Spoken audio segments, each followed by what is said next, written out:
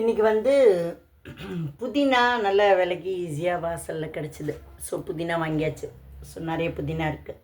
இப்போது இந்த புதினாவை இப்போ எப்படி கட் பண்ணலாம் அப்படின்னா, இப்படி ஒன்று ஒன்றா இப்படியே எடுத்து போட்டோம்னா ரொம்ப டைம் ஆகும். அதுக்கு பதிலாக என்ன பண்ணணும், இந்த மாதிரி ஒன்று எடுத்துட்டு இதுக்குள்ளே இந்த ஓட்டக்குள்ளே விட்டுட்டேன்னா அப்படி சர்ன்னு எடுத்தால் அந்த வந்தாச்சு. அவ்வளோதான்.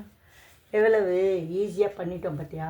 இது வந்து என்ன பண்ணிடலாம், புதினா, கருவேப்பிலை, கொத்தமல்லி கூட கொஞ்சம் நல்ல தண்டு இருந்தால் இந்த மாதிரி இவ்வளோ அழகாக உள்ள புதினா வருது பார்த்தியா. டடங் எடுத்தாச்சு. ஓவர். இந்த மாதிரி எவ்வளோ புதினாவாக இருந்தாலும் உங்களுக்கு கை வலிக்காமல் இப்படி ஈஸியாக எடுக்க வந்துடும். ஒரு நார் கூட இருக்காது. வெறும் புதினா இலைகள் மட்டும் இதில் சேகரமாகும்.